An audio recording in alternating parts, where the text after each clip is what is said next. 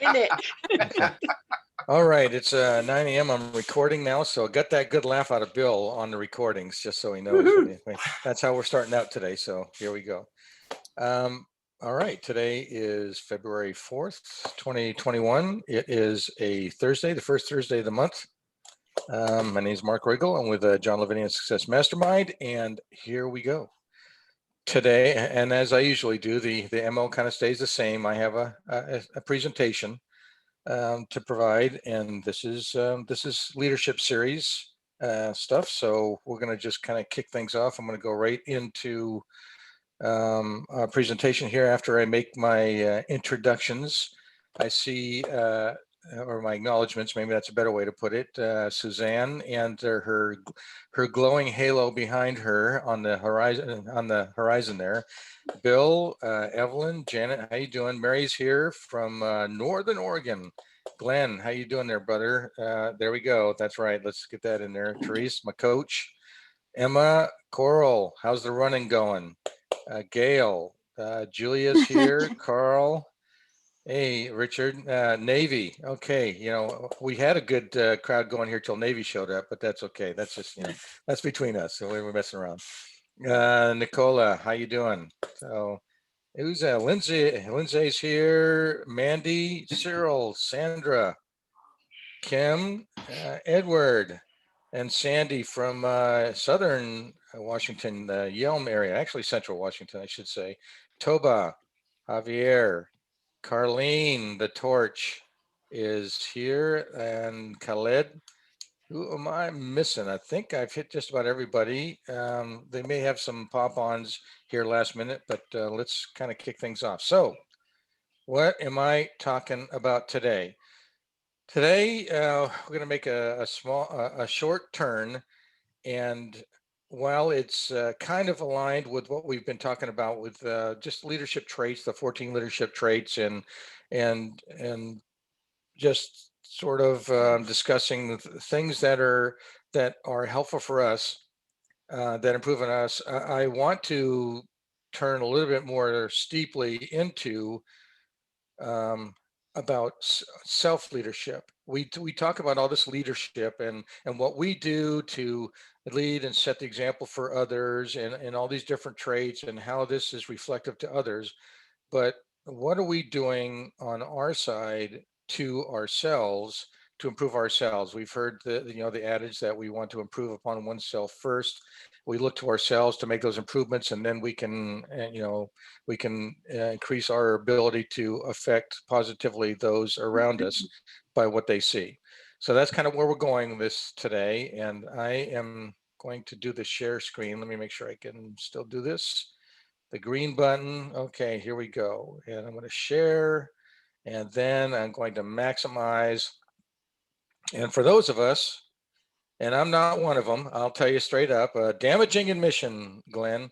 Um, I'm not a guy who spent a lot of time in my youth reading, all the master plays and the great prophets and all that. And history to me was just something I had to get done. And as I gained in age and experience and wisdom, understood how much more important history was. But in this case, I just wanted to choose because I thought, let's what would identify, or what would be a good way for us to be good leaders? What would it be that would say to us, I can act as myself. I can be myself. People follow me because they trust me. We just had these conversations about integrity, right? And about loyalty and about dedication and commitment and enthusiasm and all these other things that go along with leadership that help people gravitate or compel people to gravitate towards us. Because they appreciate and trust us and feel that we may have a direction that they want to go into, and they feel more comfortable and confident doing that and being around us. So how does that work? Is this something that we do? And this is really the question to ourselves. Is this something that we do because it's just, it's a facade? Or is this how we truly believe about ourselves? So, to thine own self be true.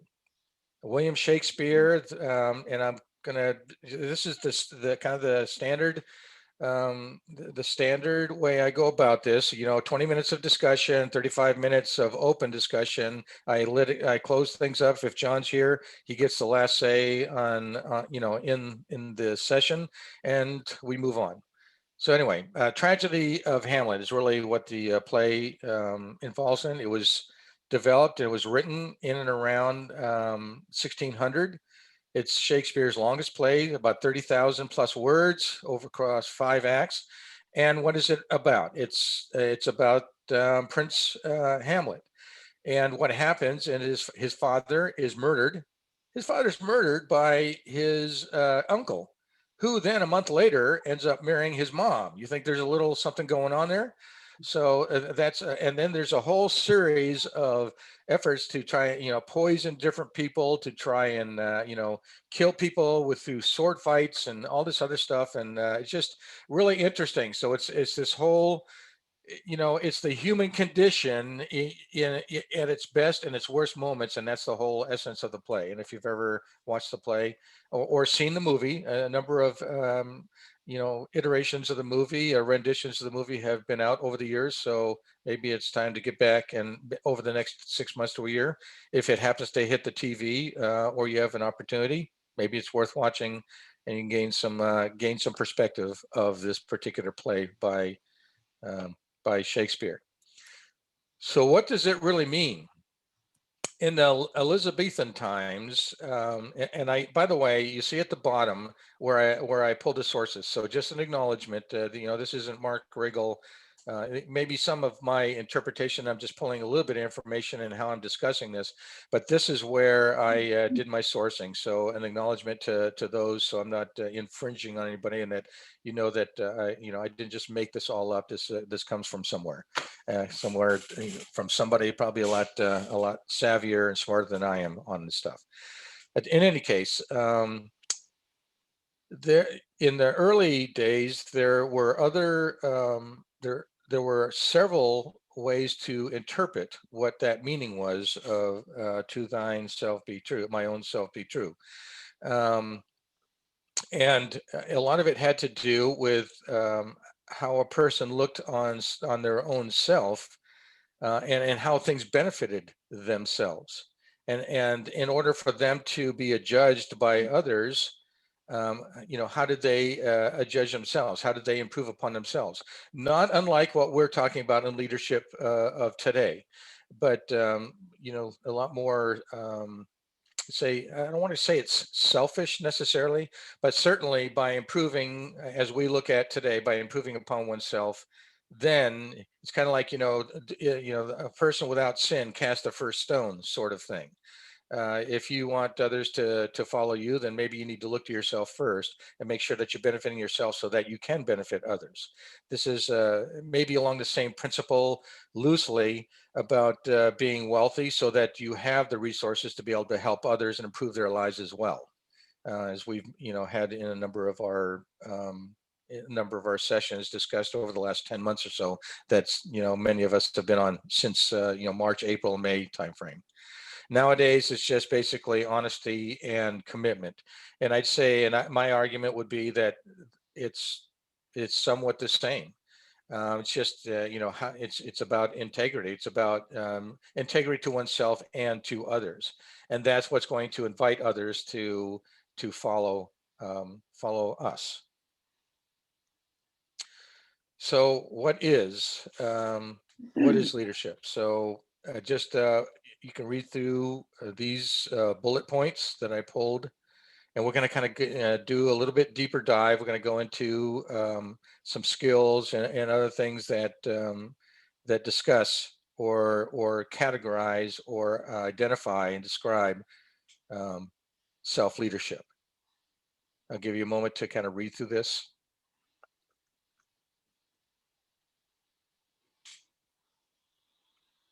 So I think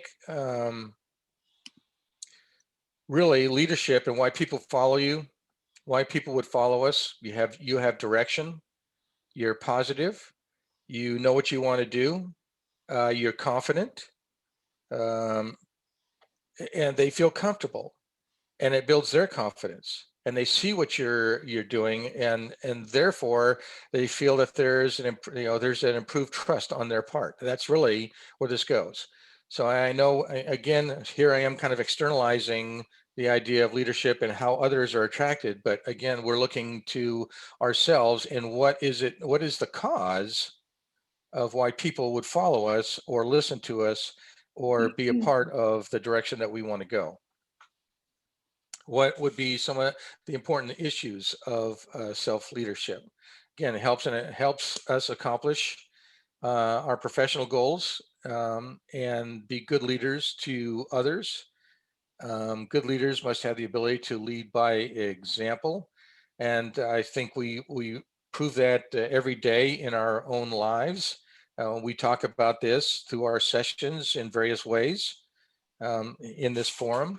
That people are going to certainly people are not going to follow you if they think you're out to lunch, if you're out in left field, if you don't know what you're doing, if they think that they're taking a very substantial risk, maybe a very negative risk, not just I mean maybe it could be financial, it might be spiritual, it might be physical, could be a number of things. But if they see that that risk is untenable, then why would they follow you? So again, wouldn't that be the motive for us to improve upon ourselves so that we would attract others? And in a number of environments that many of us work with, either in other business forms or within our own businesses, this is one way to help bring people or attract people to our cause or the things that we are doing, so to speak. What would be some of the benefits? Well, I'd say, and listed here, would make you more efficient and productive. It would keep you motivated and accountable to yourself and to others. And you're going to build stronger relationships with coworkers. I think these are all we all know these. I'm kind of preaching to the choir here. We're all in this game together, and I think all of us have experienced these sorts of positive benefits as a result of self-leadership, things that we do to improve upon ourselves, um, and how that's reflected to others. And others, again, are going to be inspired by the way you lead, and they're not going to follow you if they think that you're not leading them in that direction. Or if they do follow you, they follow you because they have to, because of the title, because of the level of authority or position, or something that is given to you, or a mandate that is given you in the pecking order. They do that because they have to. Wouldn't it be a lot better to have people follow one's lead because they want to, because they feel compelled to, because they are attracted to one's leadership and skill sets and ability to accomplish things, and thereby helping them improve upon themselves, and in doing so in a way that is them improving upon their own self leadership skills. They're emulating what you do by reflecting and doing the same things in many of in much the same manner that you do. I think I forget the saying, but that isn't that how people most show their gratitude towards one's leadership and abilities, is by emulating and doing the same thing, mirroring that same sort of ability or approach to whatever it is that you're trying to accomplish. So let's get into some of the skills. And the one acknowledgement I want to make here is repetition is the mother of all skill. Um, I've mentioned a number of these things through the other traits that we found, the 14 traits that I approached, the Marine Corps leadership traits. This is not new information, and we are repeating a number of these things again. But if you look through these skills, these different skills, this to me, this just makes total sense. And it's one thing to improve upon oneself, and then look at mentoring, and then being able to bring that to others, being positive. There's a if there's one way you can tell whether or not your leadership is really working, are people following you because they want to in highly risky situations, because you've taken the time to mentor and teach them, and give the answer to the why, and taking the time to really understand the why to gain the trust? Or are they doing it because they absolutely have to and they're still fearful? And given the option to, given a moment to get out of that environment, would they take it? So just, something, maybe a question to ask oneself in that way. So what I want to do, just take I'll back up here a second. I'm sure you guys have seen these. I put up 5 of these slides up because sometimes having a little fun, and taking a, I don't know, just being lighthearted about this, because this self-leadership and leading others, it is serious business. And there are situations where there are huge ramifications and implications for poor leadership. And they may be tied around funding. They may be contractual. There are agreements with major companies. You say you're in business development and you're putting management and technical volumes together, and you're building hundreds of pages of the way procedures and policies are going to work. There are spiritual, physical, emotional ramifications, how somebody ends up as a result of something that has happened or not happened, and they take this down to the road. So I don't want to make light necessarily on how serious leadership really, how we need to look at leadership in that way. But by the same token, I thought, just to kind of lighten things up a little bit and to move us into maybe a better a better way to discuss as we get into the open discussion. I thought I was goofing around, and I thought I'd throw these 3 slides up, and maybe you get a chuckle. I always get a chuckle about of these slides, and I think you know what I'm talking about. These are sort of the slides of non-leadership. So I want to run through some of these, because, and I'd advocate, don't do these.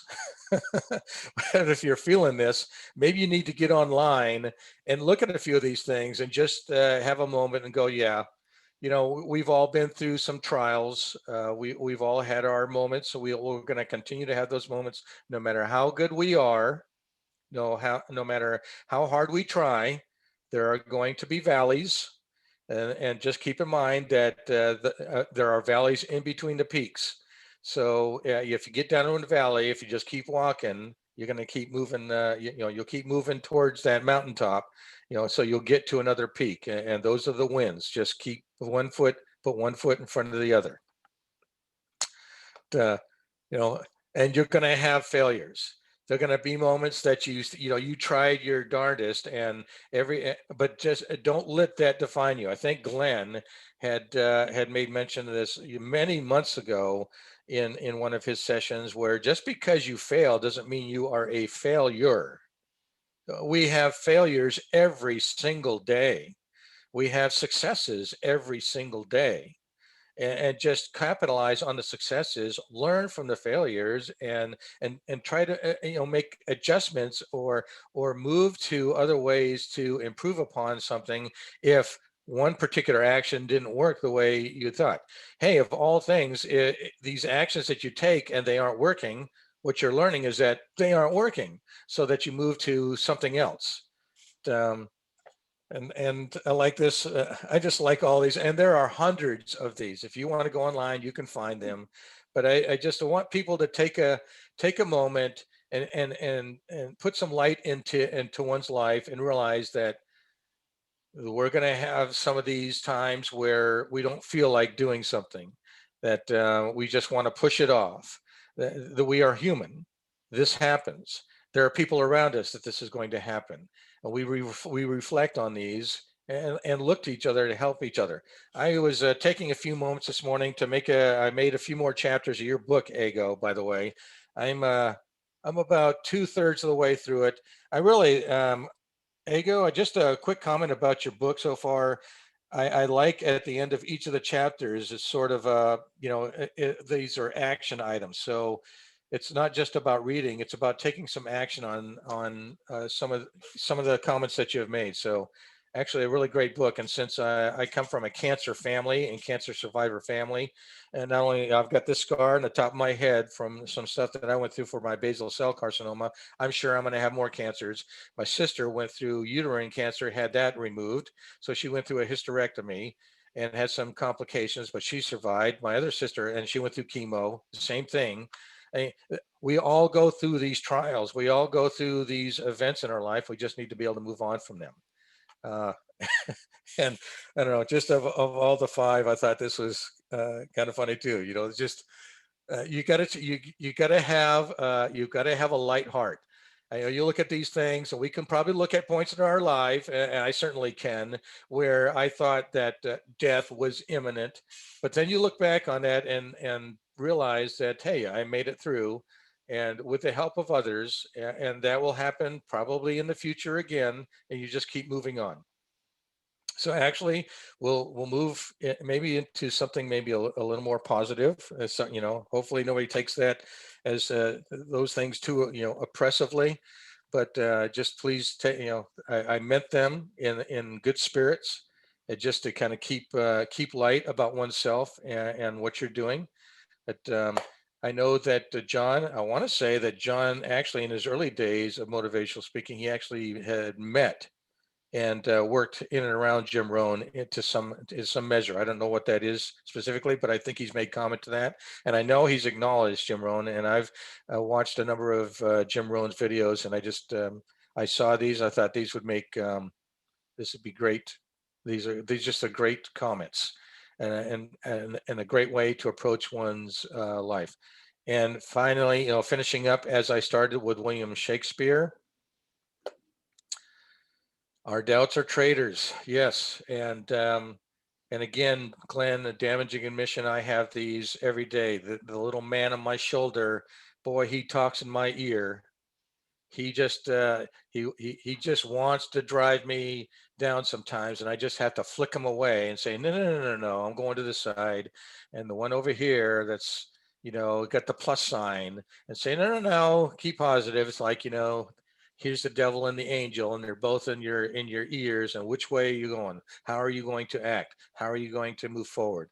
You're going to keep diving down into that rabbit hole, that black hole, or are you going to acknowledge that and make that turn and get into some reading or other things that are positively influence one's thinking?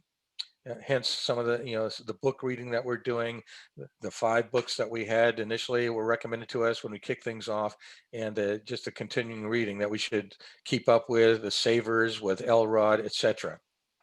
And with that, I will stop my share screen, and I'm hopeful that this has caused some of the emotional and brain juices to pop up on some people, and see if anybody has any comments they would like to make. Wow, I actually did it in, I'd say, probably close to 20 minutes. But Bill, I see your hand up.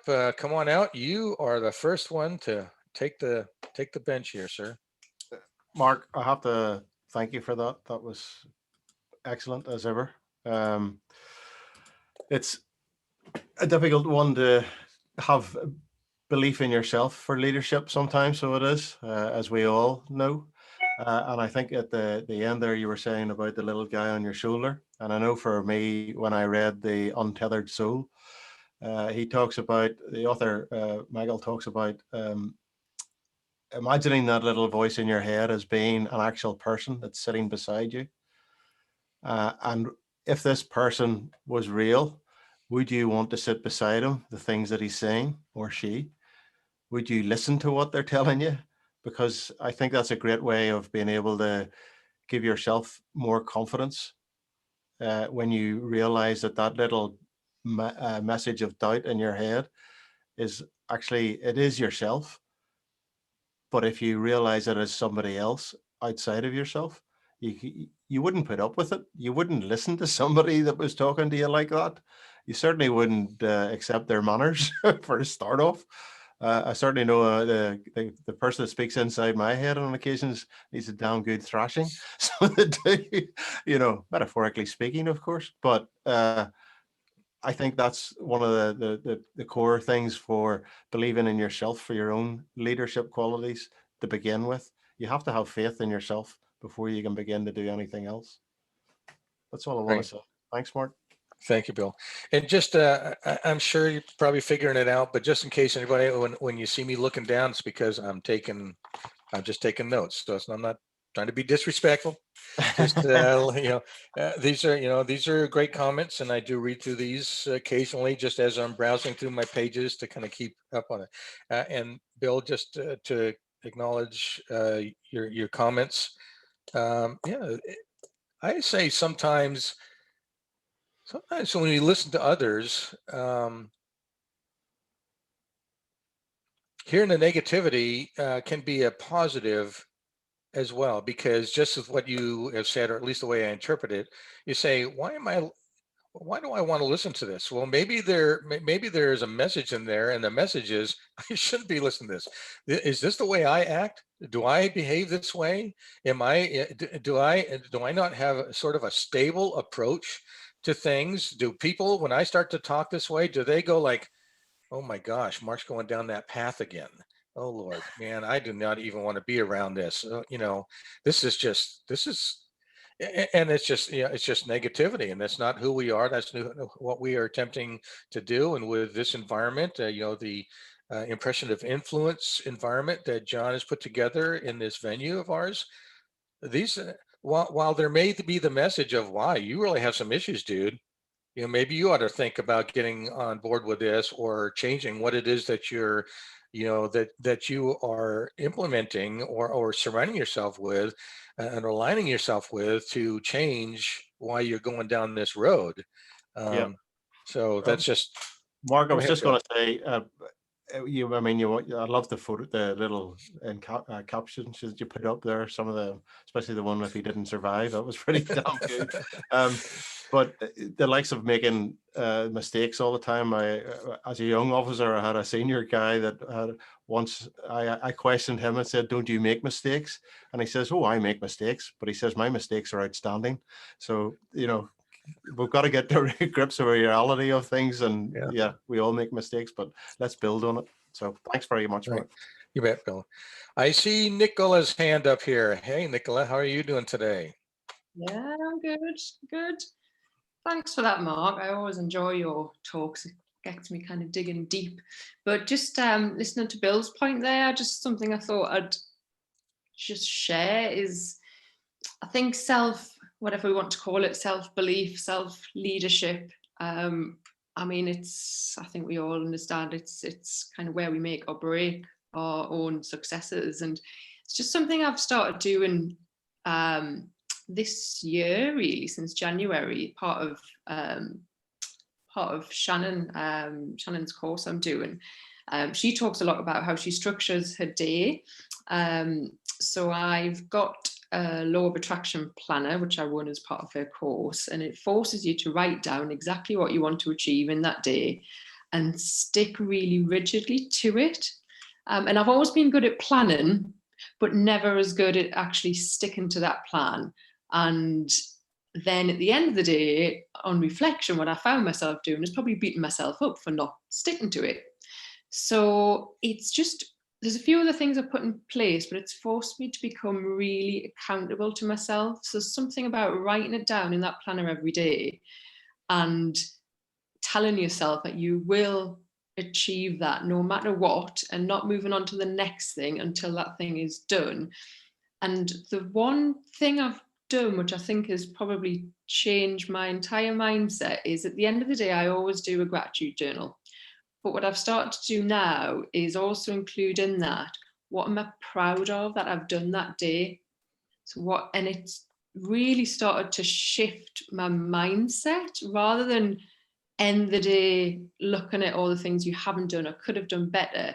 I'm actually then writing down what I have done well and what I'm proud of that I've done that day. So you start to, you've just helped me kind of reflect on how much of an impact that's had in just the space of a month. And I've done it rigidly every day for a month. And it kind of makes, you start to build more, what's the word? Kind of more motivation.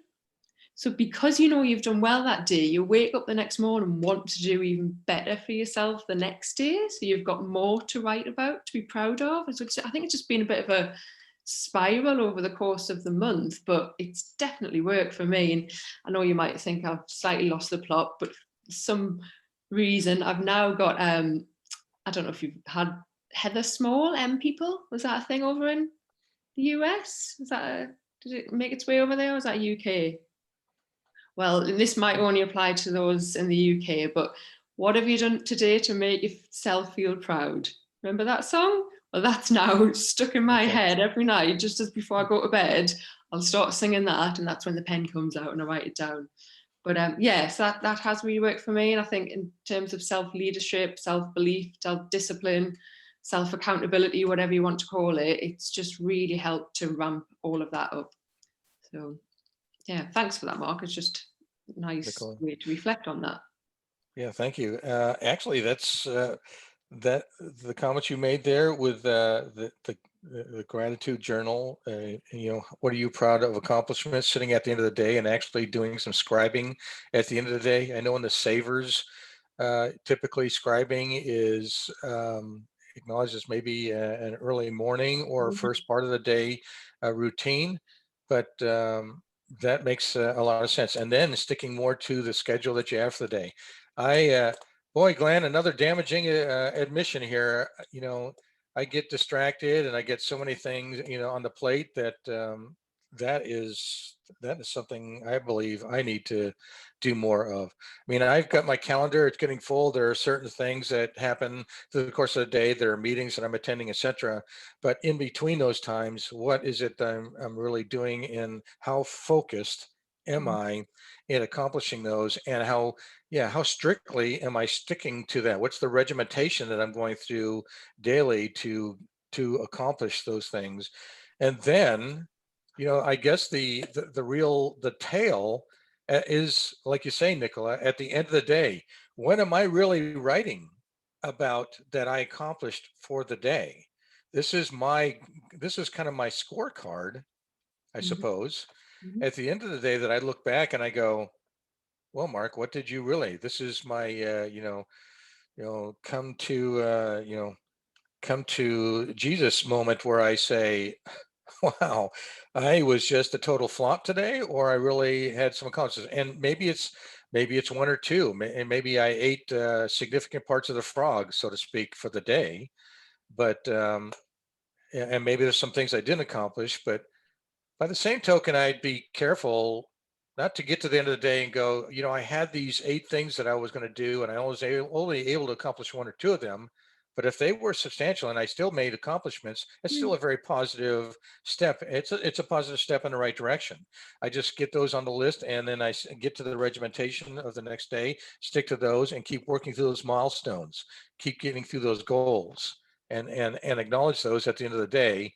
And again, from the mindset standpoint, I see why that's important at the end of the day, because when one puts their head on the pillow at the end of the day and they've written that down, I'm going to bed with positive influence on my mind.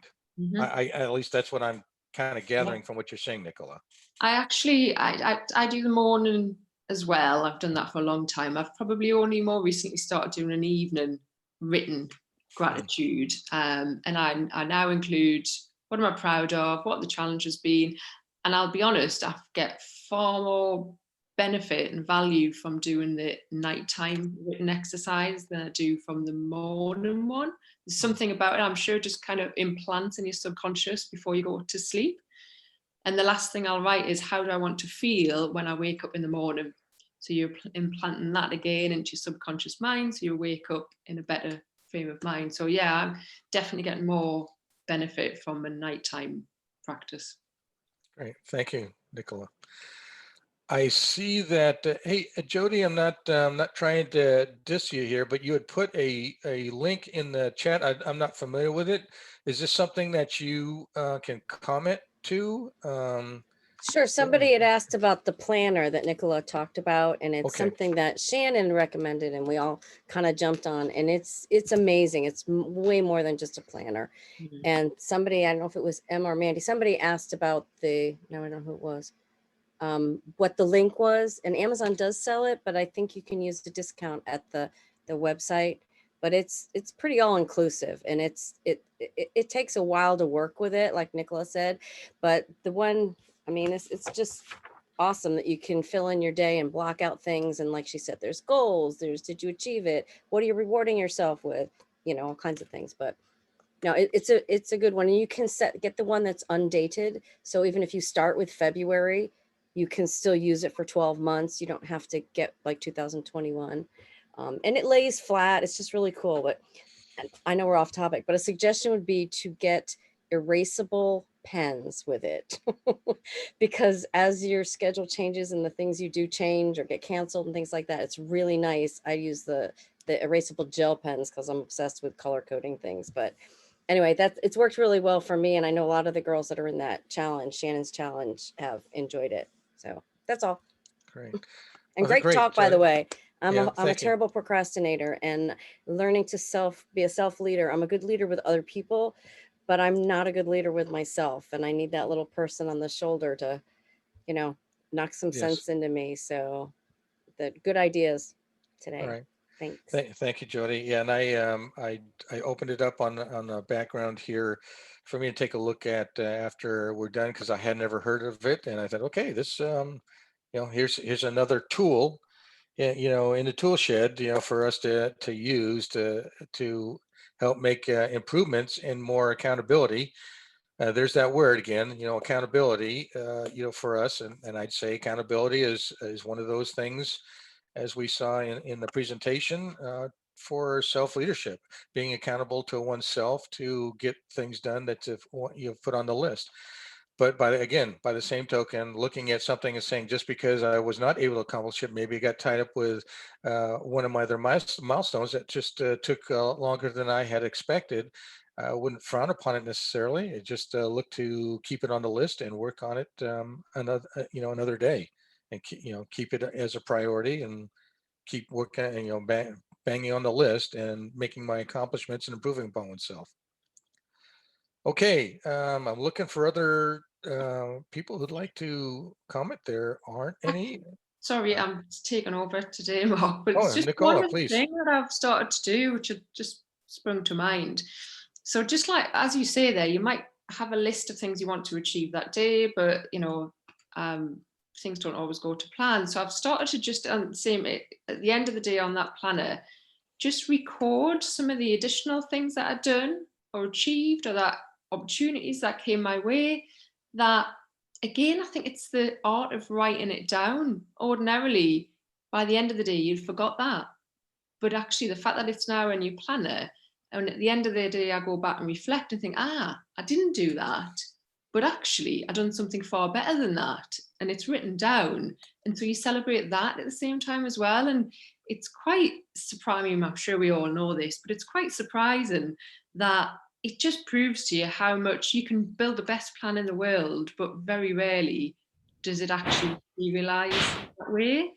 And I think by recording it, it's just nice to see that you might not have achieved your plan, but you might have achieved something far better. So you should celebrate that as well.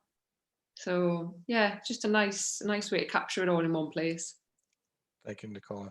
And I'd say that kind of what we're talking about here too has also been previously commented, but actually it was an actionable item that was brought up by Glenn. Does anybody remember these? So, at the end of the day, if you've accomplished, or through the course of the day, taking your little Post-it note and filling your jar, and at the end of the year, does this thing end up being, stuffed full, and then taking stock? Maybe you do it on a monthly basis, or seeing those accomplishments again. And I think the point of it is writing it down, making the acknowledgement, taking the time to say, not just verbalize and say it to oneself, although that's great too, but writing it down, because I don't know about you guys, but if I'm not writing stuff down, my mind, it can be fleeting. And and then I go back and I look at my journals and other things. I've kind of go like, even just a few weeks ago, I go, wow, is that what we talked about? And I already forgot about something that we might have been, some subject matter or something I was working on. And go, wow, that was my task list, and I forgot to take care of that. I let that go. So just being more accountable. It was something Shannon said that just really stuck in my mind, was by writing it down, you're actually engaging a lot more of your senses. So it's not just, you're not just speaking the words in your mind, you're actually engaging your sight, touch. So it just then kind of really embeds itself inside of you a lot deeper than it would just do in your mind. Great. Yeah, thank you. Yes. Bill, you put a link in here. I haven't opened this link yet. Are you willing to make comment to what it is, or do you have a minute? I can't comment that much on it, Mark. I was sent the link by a friend the other day, and I just briefly looked at it, but it is an undated law of attraction planner. Okay. It does look good, and I just thought, well, I'll stick it on for anybody that wants to have a shifty at it, and hopefully it'll benefit yes all. And for those, by the way, it's the same planner. It's the same planner. It's the same one, Jody? It's the same one. They have different styles. Some you can do by the week, by the day, that you can look at the inside and decide what works for your own schedule. But yeah, that's the same ones. That was good. Thanks. Thanks, Jody. If everybody wouldn't mind, I'll just take a moment here, and I'm going to share my screen. I hit the link there, Bill. So here, this is what it looks like, everybody. So if you are considering this, can everybody see this? I've got it on the share. So the Law of Attraction Planner, Life Planner. So that's what it looks like if you're interested. Mark, can I just chip in, because there's two sizes so that people don't get disappointed. So the A5 is the smaller, the A5 is the smaller one, and the B5 is like A4. Okay. So just, you see how you've got the different ones. So depending on the color, you've got whether it's dated, undated. Because I know the first one I ordered was quite small, because the A5s are just the little ones. Okay. Whereas the B5s are larger. Okay, so just make sure, A5 undated. Here's a B5. Okay, I got you. I see what you're saying. All right, thank you. No worries. Thanks, Emma. All right, unless anybody else has anything else, it's 9:42. Unless somebody is really compelled to step out here, we can end the session early if you got other things to do. I appreciate everybody has taken the time. I don't know, is John around today, or is he busy? I see him on here. Mr. Lavenia, do you want to say something? Hey, thank you, Mark. Great session, man. Self-leadership. It's a big deal. And been listening in the whole time while I'm also on another meeting. I'm double, triple booked today. But thank you for all you do, man. You're awesome. All right. Okay. Thank you, John. All right, everybody. Hey, have a wonderful day. Thanks for the comments from Bill and Nicola and Jody and Emma. Appreciate the time that you guys have given us all. Have a wonderful day. Take care, and we'll see you next week. Yeah, there you go, Glenn. Yep. Live long and prosper. All right. Take care, folks. And I will stop my recording and I'll end the session.